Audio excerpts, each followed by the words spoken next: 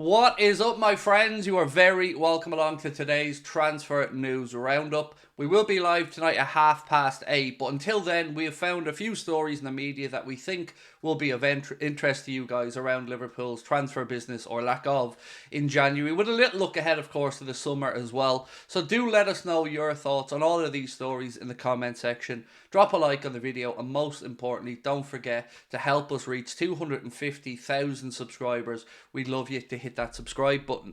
Before we get stuck into it, just a quick reminder about the Clips channel as well. We have repurposed that. It is absolutely flying at the minute. So if you want shorter form content, funny outtakes, and other bits and pieces, do check out Anfield Agenda Clips. You can see it there on the screen. You'll find the link for it in the description of this video. So look, my friends, I guess the first story today is a player leaving Liverpool Football Club, albeit just until the end of the season. I am talking about Rhys Williams. He has gone on loan to Port Vale until the end of the campaign. And look, we've got to be honest about this.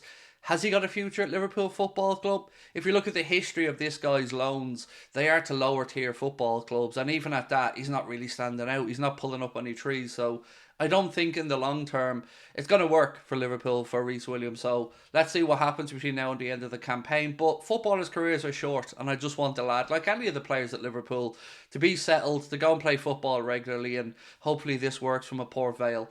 The big story this afternoon is a couple of outlets are starting to run with Liverpool showing interest again, or are willing to test Chelsea's resolve for Levi Colwill. Now, my first thoughts were he signed a new contract at Chelsea. That kind of put an end to our interest in the summer. But I guess the angle that people are thinking about was with Chelsea's lack of wiggle room to really enter the transfer market, maybe because they're willing to sell Conor Gallagher, they could be looking to sell Levi Colwill. If they're willing to sell one homegrown academy product, why not the other?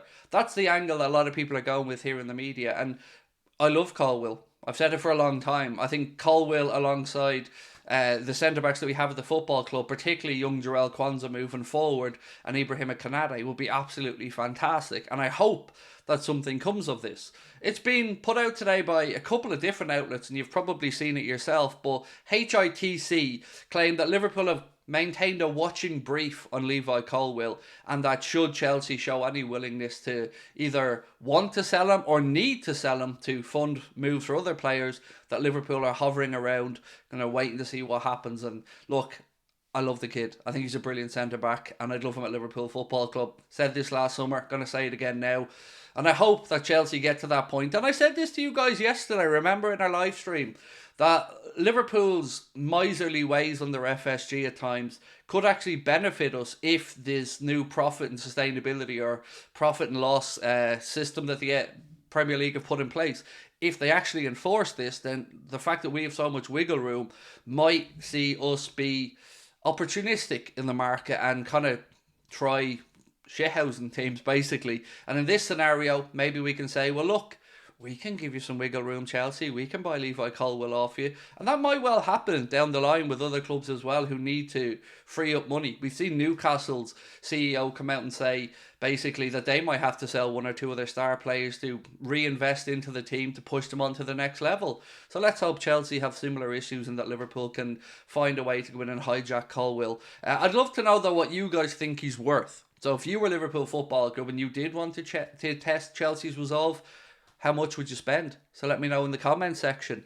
On this, actually, and kind of sticking with this Liverpool waiting to see what happens brief, Fabrizio Romano has been speaking as well on his debrief, and he said that Liverpool are just observing the window. We've no plans to do anything specific, but like has been mentioned by Paul Joyce and some others before, they're just seeing what happens between now and the end of the window. Should an opportunity arise, then Liverpool are in a good position financially, and of course with our scouts and stuff that we can act if we need to. We've seen this in previous January transfer windows with Diaz as an example. So people ask me every day, are we going to sign anybody? And I always reply honestly and say, I don't know at this point. But right now, that's the situation that we're at. We're just watching, waiting, and seeing what happens in the window. So if something pops up, then Liverpool will be willing to do something. If they don't, then we won't.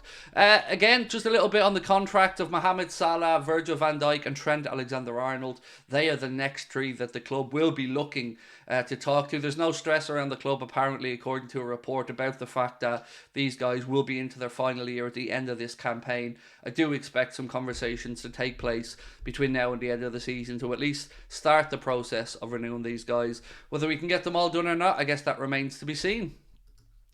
An interesting one from RMC Sport around Kylian Mbappe. So this story says that Kylian Mbappe has been offered an unmatchable deal worth €100 million per year if indeed he renews with PSG.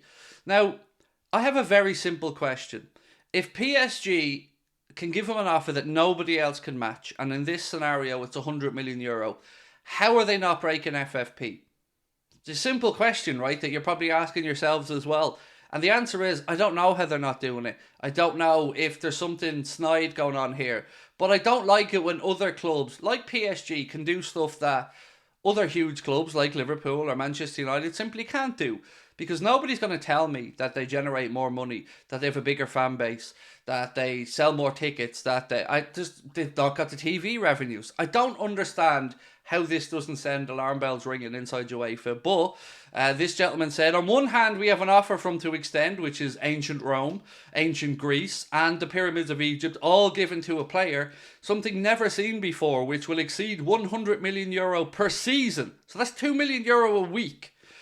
So something that no club will ever be able to match. What is being offered to Mbappe by PSG is incredible. It will be with advantages for the brother, for the family, for everyone. The players' agency said that the mother wants to set up. That'll be sorted for them as well. Honestly, it's incredible stuff.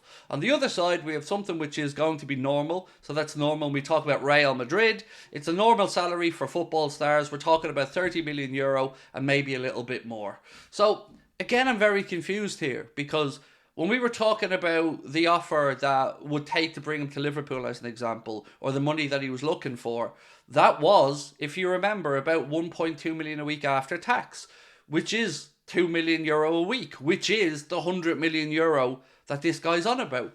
So is he being offered that by PSG, or is this what he's asking for? Because again, the reporting on this whole thing seems very confusing to me. 1 minute, he's definitely leaving PSG. The next minute, PSG, like I told you, would reverse another truckload of cash up, and now it's 2 million a week. But that seems to be what he wants elsewhere as well. So I don't know where we're going with all of this stuff. I don't know what he ends up doing.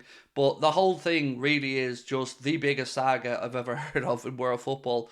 And something's going to have to come to an end. So wherever he ends up, if he ends up at PSG on €2 million a week, I think we as football fans are right to ask, how can they do that and nobody else can? It doesn't seem justifiable, does it? So look, that is where we're at the moment, my friends. We will have more information and more news tonight as well, and we'll start to count down to the game against Bournemouth coming up this weekend. Don't forget to let us know your thoughts in the comment section, drop a like, and most importantly, hit that subscribe button. Talk to you guys soon. Thanks for watching. Bye-bye.